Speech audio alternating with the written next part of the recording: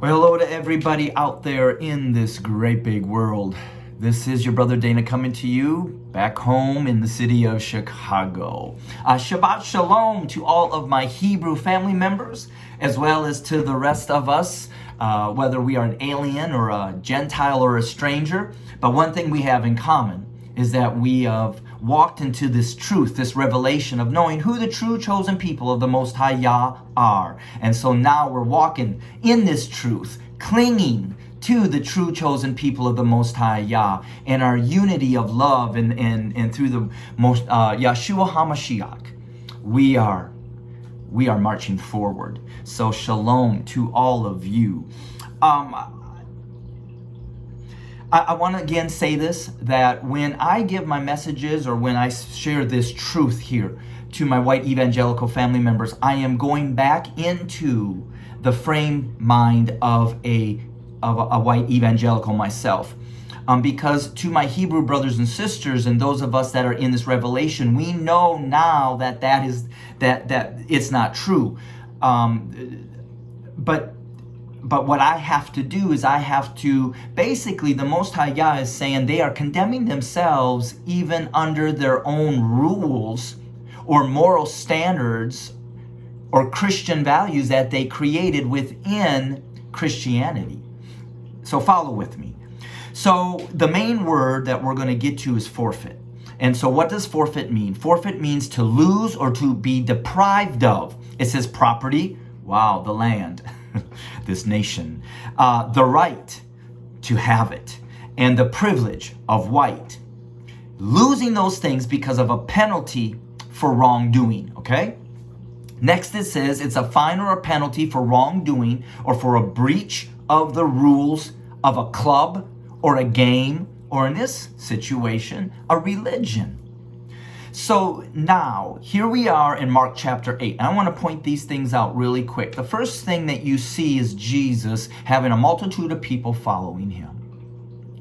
And all of a sudden, he stops then and he says in verse 2, I have compassion for these people. I have compassion for these people.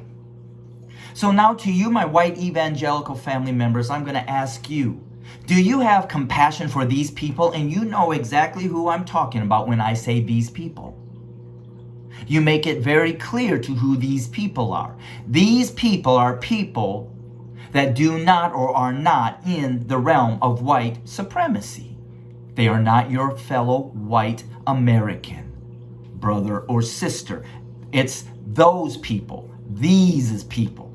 So Jesus said, I have compassion for these people. They have already been with me 3 days and have nothing to eat.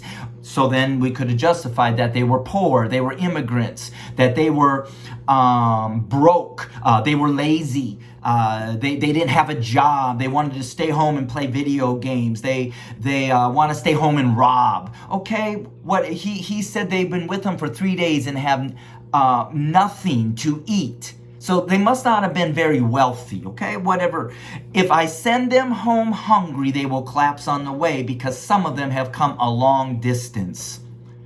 And look at what your behaviors and your desires and what you've been defending to uphold through Trump, the walls, getting rid of the immigrants, whatever. So here we have Jesus. And so what did he end up doing? Well, he took those loaves of bread and he multiplied them and fed everybody, okay? And then the very next thing, they're on a boat, and then it's just, the Pharisees actually come in, at the end. And the Pharisees came and began to question Jesus to test him.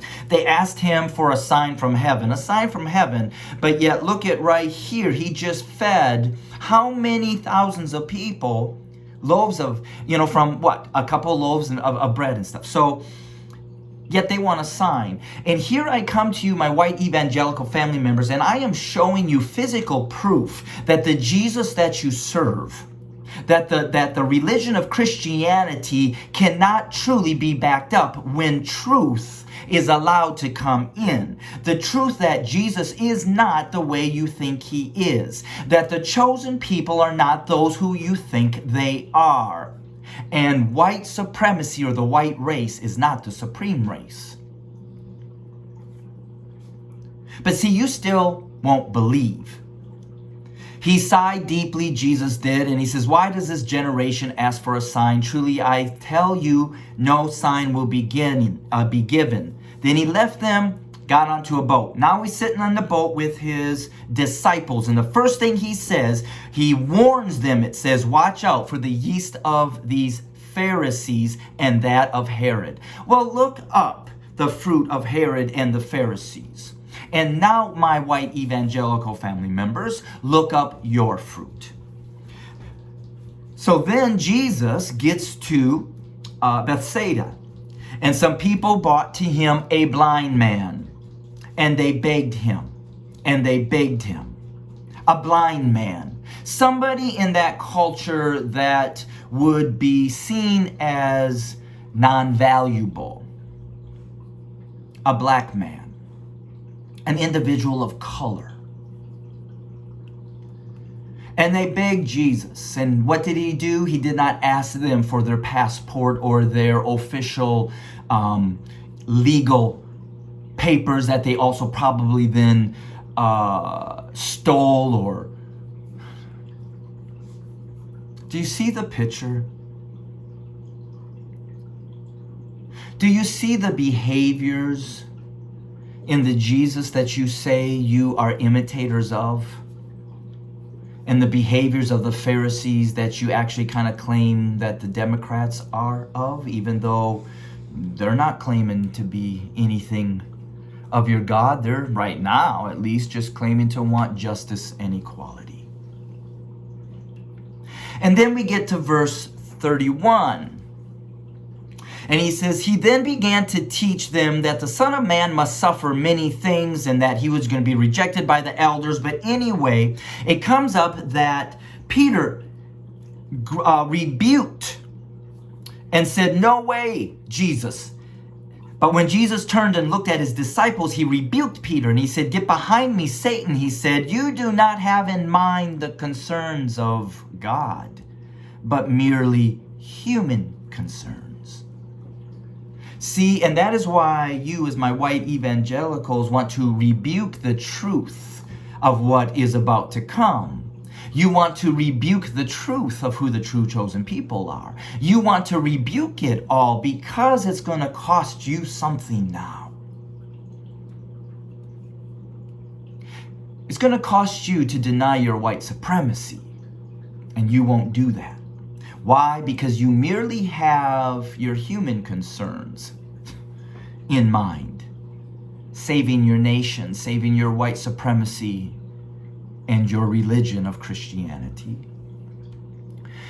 I wanted that to build a foundation to the main verse and point that this whole video is centered on. And it's starting at verse 34. And in the Bible, through Christianity, there is a heading that says, the way of the cross.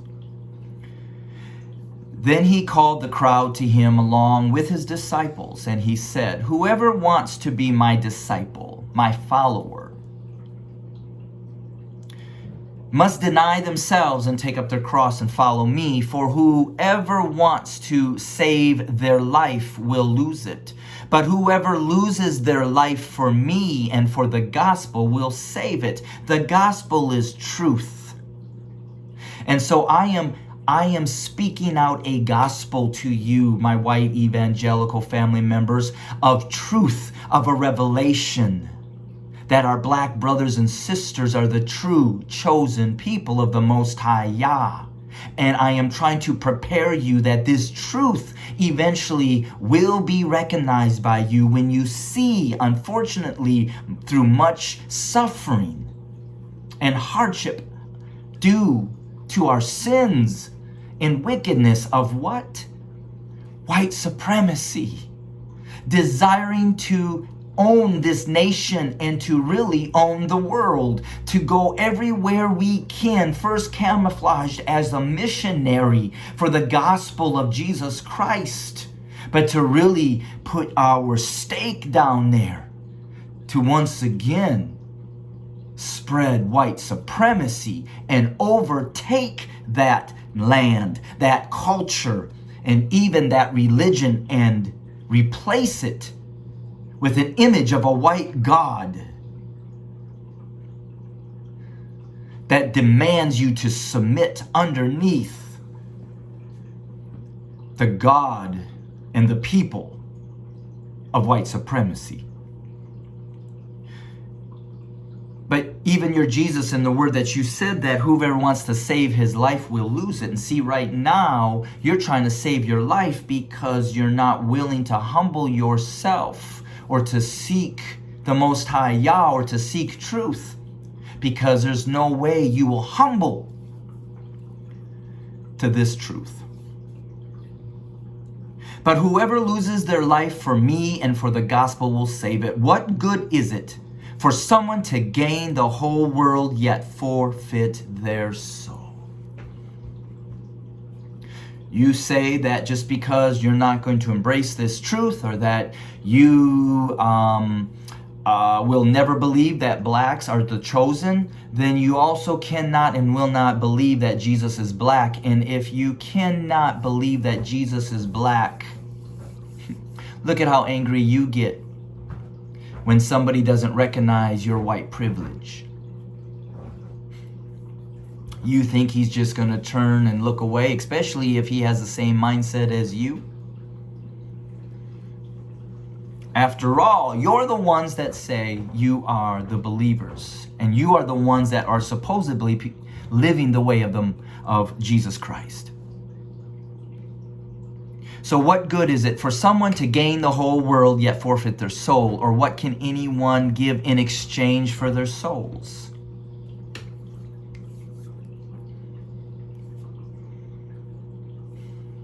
If anyone is ashamed of me and my words. So right there, color matters. Because if you are ashamed to acknowledge that our black brothers and sisters are the true chosen people, the only reason why you're ashamed to do that is because they're black. Because you're not ashamed as a nation to proclaim the truth that our white Jews are the true chosen children of God. And you're willing to even fight another country that dare even rises up a hand against them. So now if you're ashamed of him and he's truly black, guess what? He will be ashamed of you. And therefore, you forfeit your soul. So if you want to say color doesn't matter, well then hopefully Jesus doesn't mind that you will then be ashamed of him to be grateful for his black skin. Because after all, it was him that went to the cross.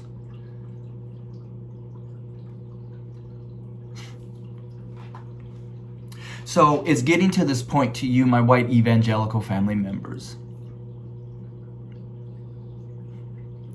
You will have to get to a place to acknowledge this truth.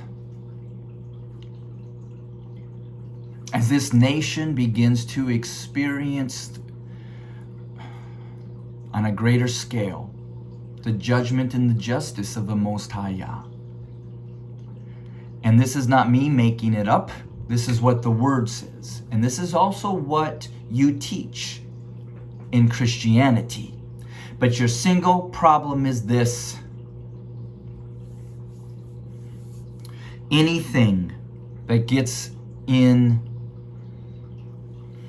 the way of the God of white supremacy, all of those expectations for you go out the window.